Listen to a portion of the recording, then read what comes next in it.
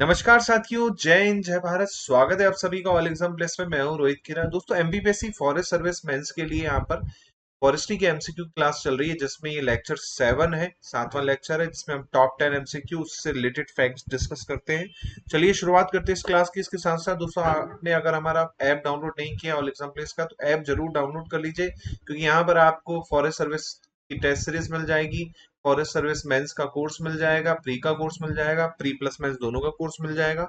इसके साथ साथ कोई डाउट लगता है तो आप मुझे फेसबुक, इंस्टाग्राम या व्हाट्सएप पे भी पूछ सकते हैं।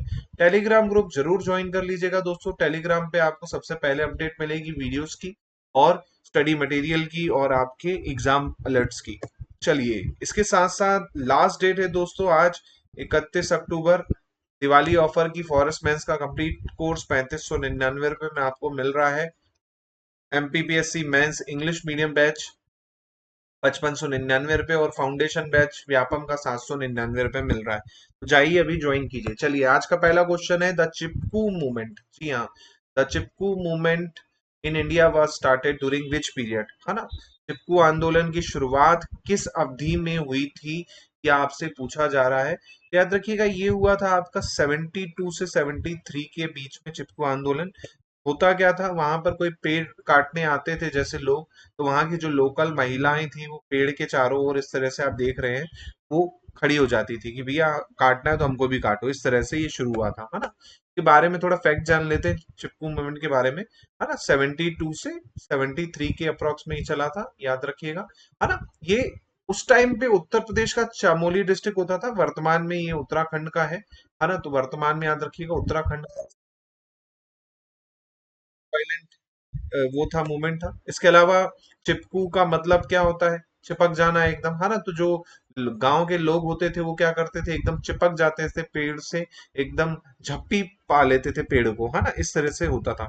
इसके अलावा इससे काफी चेंज हुआ लोगों में, है ना, और काफी पेड़ कम कटे और काफी चीजें हुई, है ना। उसके बाद बैन कर दिया गया कमर्शियल फेलिंग को, above 30 degree slope and above 1000 MSI mean sea level in 1981। तो याद रखिएगा, 30 डिग्री स्लोप के ऊपर में अगर है तो वहां पर बैन है कमर्शियल आपकी कटिंग, है ना। इसके अलावा सुंदरलाल बहुगुणा बहुत बड़ा नाम है ना। इनके बारे में आपको जानना जरूरी है, क्योंकि इन्हीं ने क्या किया था, चिपकू मूवमेंट की शुरुआत की थी बेसिकली, है ना। और इनका स्लोगन था, इकोलॉजी इज परमानेंट इकोनॉमी, है ना। तो थोड़ा ध्यान रखिएगा। इसके अलावा 1970 के बाद इन्होंने और भी आंदोलन किए, है ना। 2009 में इसे पद्म विभूषण से भी सम्माना गया है बकायदा, सुंदरलाल बहुगुणा जी को, ठीक है, याद रखिएगा।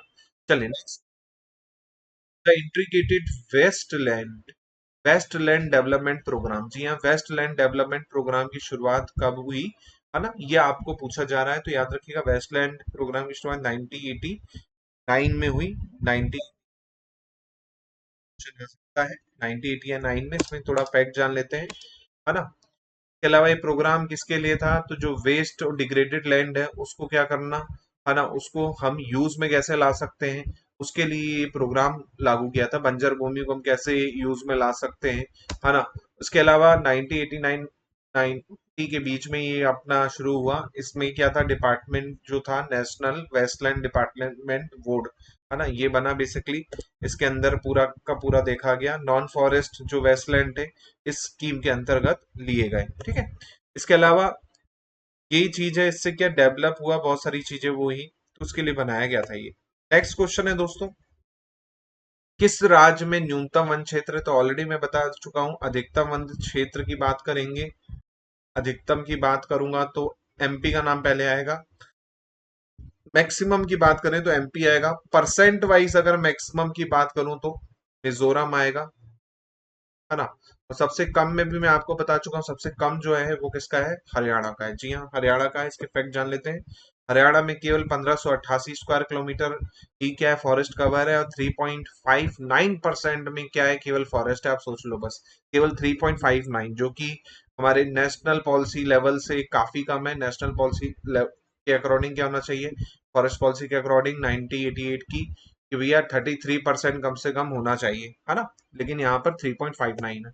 इसके अलावा जाहिर सी बात है, हरियाणा जो है एग्रीकल्चर डिपेंडेंट स्टेट है, ये आप सभी को पता होगा। इसके अलावा यहाँ पर हिस्ट्री में जाएं तो राखीगढ़ी और गिराना जो है इंडस वैली सिविलाइजेशन की साइट है, ये याद रखिएगा इनकेस ये भी क्वेश्चन कभी आपको एज ए पूछ ले। चलिए नेक्स्ट क्वेश्चन है कि for maintaining the ecological balance in India the minimum area under forest in hill, ये देखिए यहाँ पर एक वर्ड लगा है दोस्तों हिल्स, है ना, हिल्स में पूछा है उसने, है ना। नॉर्मली अगर देखेंगे तो 1/3 है नॉर्मली के लिए, यानी मैदानी इलाकों के लिए 1/3 यानी 33% है। लेकिन हिल के लिए क्या होता है, हिल ई एरिया में 2/3 होता है, कितना होता है 2/3 यानी 66.66% अप्रॉक्स, है ना। तो 66% इसका सही आंसर होगा, तो डी आंसर में इसमें टिक करूंगा। 66.6% क्या होता है, हिली एरिया के लिए होता है, जबकि मैदानी इलाके के लिए कितना होता है, फॉर प्लेन के लिए होता है कितना, प्लेन के लिए होता है कितना आपका 33%, ये याद रखिएगा। नेक्स्ट क्वेश्चन है Indian board of wild life constituted in which year, भारतीय वन्य जीव बोर्ड का गठन कब किया गया, तो याद रखिएगा इसका गठन किया गया था 1952 में। 1952 में, बहुत इंपॉर्टेंट क्वेश्चन है, 2-3 क्वेश्चन बन सकते हैं इस पे, फैक्ट जान लेते हैं, जाहिर सी बात है। रैपिड डिक्लाइन हो रहा था वाइल्ड लाइफ पॉपुलेशन में, जो जंगली जानवर थी उनकी पॉपुलेशन एकदम से घट रही थी, तो गवर्नमेंट ऑफ इंडिया ने क्या किया, एक एडवाइजरी बॉडी डिजाइन की जिसका नाम था Indian board for wild life, IBWL, है ना, 1952 में। उसके बाद इसके चेयरमैन, याद रखिएगा क्वेश्चन गारंटी बनता है और आया भी हुआ एग्जाम में, Indian board of wild life के चेयरमैन कौन होते हैं, याद रखिएगा प्राइम मिनिस्टर होते हैं, है ना। इसके अलावा 1972 का जो वाइल्ड लाइफ एक्ट आया, है ना, उसमें क्या हुआ आप सभी को पता है, स्पेशल परमिशन मिल गई प्रोटेक्शन की वाइल्ड लाइफ एनिमल्स को, है ना, सजा का प्रावधान हो गया, है ना, और इसके अंदर पूरी शेड्यूल्स थे, उसमें लिस्ट थी अलग अलग जानवरों की, है ना, ठीक है। इसके अलावा वाइल्ड लाइफ प्रोटेक्शन अमेंडमेंट 2002 में भी हुआ, है ना, और ये चीजें आप सभी को पता है। इसमें क्या था, national board of wild life था, जो कि रिप्लेस करता है किसको, याद रखिएगा क्वेश्चन आ सकता है, national board of wild life का कॉन्स्टिट्यूशन हुआ जो कि रिप्लेस कर रहा है किसको, Indian board for wild life को। तो अगर दोनों में कहूं तो एक ही है, पहले इसका नाम क्या था, Indian board of wild life था, 2002 में जब अमेंडमेंट आया 1972 वाले का, है ना, तो national board for wild life बन गया कौन, Indian board of wild life, ठीक है। इसके बारे में और याद रखिएगा कि national board of wild life में कितने मेंबर होते हैं, 47 मेंबर होते हैं टोटल, कितने 47 मेंबर होते हैं, और प्राइम मिनिस्टर क्या होता है, चेयरपर्सन होता है। इसके साथ साथ मिनिस्ट्री ऑफ चार्ज में ministry of environment and forest जो है गवर्नमेंट ऑफ इंडिया, ऐसा क्या करता है, वाइस चेयरमैन रहता है। तो कभी क्वेश्चन आ जाए कि वाइस चेयरमैन होता है, तो जो मिनिस्टर है ना, अभी फिलहाल में भूपेंद्र सिंह यादव है ना, ministry of environment of forest में 2022 की बात चल रही है, आगे चेंज हो जाएंगे, कुछ कह नहीं सकते, तो ये अपडेटेड आप रहिएगा, है ना। बात करते हैं additional director general of forest, है ना, director and wild life preservation member में सेक्रेटरी भी होते हैं इसमें, है ना। इसके अलावा अदर मेंबर में 3 मेंबर और होते पार्लियामेंट से, 2 लोकसभा से होते और 1 राज्यसभा से होता है। इसके अलावा 5 एनजीओ के मेंबर होते हैं और 10 एमिनियंट इकोलॉजिस्ट हो, कंजर्वेशनिस्ट हो, एनवायरनिस्ट हो। तो ये पूरा का पूरा कौन होता है, ये आपका national board for wild life में रहते हैं। तो ये थोड़ा ध्यान रखिएगा, इसमें डिटेल क्वेश्चन बनने की संभावना रहती है एग्जाम में, ठीक है। नेक्स्ट क्वेश्चन है इसी पे based, the national board of wild life has chairman कौन होता है, तो पहला ही इसका आंसर हो जाएगा, the prime minister is the chairperson, है ना। तो इसको मेरे को समझाना नहीं है, already last lecture last question में हम इस पे अच्छे से डिस्कस कर चुके हैं।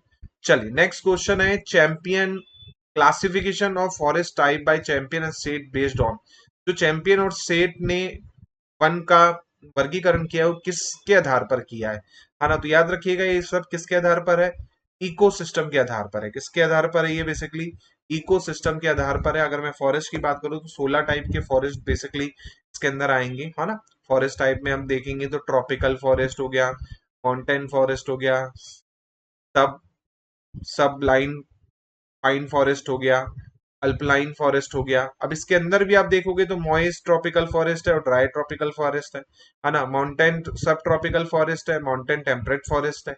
ऐसे ही सब लाइन फॉरेस्ट है, पाइन फॉरेस्ट है, और आपका आपका मॉइस्ट अल्पनाइन और ड्राई अल्पनाइन स्क्रब इसके अंदर आ जाएंगे। तो ये पूरा ऑलरेडी मैंने डिटेल में लेक्चर एक लिया है फॉरेस्ट टाइप का, उसमें पूरा डिस्कस किया है सभी फॉरेस्ट के बारे में, सभी फॉरेस्ट की क्लासिफिकेशन के बारे में, है ना। तो पूरा एक लेक्चर इसमें अच्छे से गया है, वो देखिएगा आप जरूर, ठीक है। नेक्स्ट क्वेश्चन है the modify functional classification of forest. Modify functional classification forest ये कहां पर मेंशन है ना, तो याद रखिएगा ये मेंशन है आपका नेशनल कमीशन ऑन एग्रीकल्चर में 76। अब इसके बारे में जान लेते हैं। नेशनल कमीशन ऑन एग्रीकल्चर जो है इंडियन गवर्नमेंट की बॉडी है ना। इसको बनाया किस लिए गया था कि भैया एग्रीकल्चर प्रोडक्टिविटी को बढ़ाया जाए, है ना। एग्रीकल्चर प्रोडक्टिविटी को बढ़ाया जाए इसके लिए इसको बनाया गया था। ठीक है। इसी प्रकार the commission was founded 1970। Ministry of agriculture में आती है ये, याद रखिएगा। मिनिस्ट्री ऑफ एग्रीकल्चर में आती है ये, याद रखिएगा, है ना। इसके बाद आपका इसने रिपोर्ट भी दी थी 1976 में, और एनआर मिद्रा के अंडर में। और इसका रिकमेंडेशन क्या था, वाटर मैनेजमेंट करना, है ना, फॉर्म सेक्टर डेवलप करना, सब डायरी सेक्टर वो करना, स्किल डेवलपमेंट, ये सब चीजें इसके अंतर्गत पूरी देखने को मिली थी। चलिए नेक्स्ट क्वेश्चन है भारत की वन नीति प्रतिपादित विषम विषम को चुने। अब इसमें विषम को चुनना है तो जाहिर सी बात है फॉरेस्ट पॉलिसी की बात करें तो फॉरेस्ट पॉलिसी आपकी 1988 में आई, 1984 में आई और 1958 में आई। ये सब क्या है दोस्तों, ये सब जो है आपकी फॉरेस्ट पॉलिसीज है ना। इस ईयर में आपकी क्या आई थी, फॉरेस्ट पॉलिसी आई थी। जबकि आपका आंसर इसका हो जाएगा 1927, क्योंकि इस टाइम पे फॉरेस्ट एक्ट आया था, है ना। फॉरेस्ट एक्ट आया था 1972 का।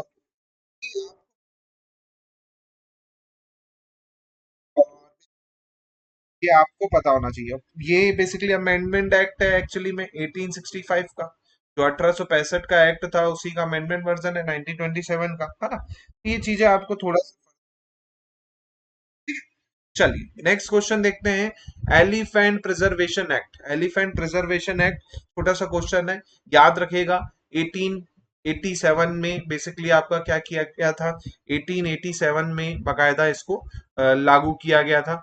और जाहिर सी बात है इस पे कई बार क्वेश्चन आ जाते हैं। और एक ये चीज याद रखिएगा, वर्ल्ड एलिफेंट डे कब मनाया जाता है, तो याद रखिएगा वर्ल्ड एलिफेंट डे, क्वेश्चन आ जाएगा world elephant day. Elephant day ये कब मनाया जाता है, तो याद रखिएगा हर साल 12 अगस्त को मनाया जाता है ना। हर साल 12 अगस्त को मनाया जाता है। क्वेश्चन बन सकता है आपको एग्जाम में, है ना। और कई बार पूछा भी जाता है, तो थोड़ा ध्यान रखिएगा। और इस पे क्वेश्चन बनने की संभावना होती है डे में, तो ये थोड़ा ध्यान रखिएगा, ठीक है। चलिए अगले क्वेश्चन पे चलते हैं दोस्तों, नेक्स्ट क्वेश्चन पे चलते हैं। नेक्स्ट क्वेश्चन आज का बस यही है, टॉप 10 क्वेश्चन थे, है ना। नेक्स्ट क्वेश्चन नेक्स्ट क्लास में देखेंगे। होपफुली ये वीडियो अच्छा लगा हो तो लाइक कीजिएगा, शेयर कीजिएगा, और सब्सक्राइब जरूर कर लीजिए चैनल पे, ऐसे ही वीडियोस आप। जय हिंद, जय भारत, धन्यवाद।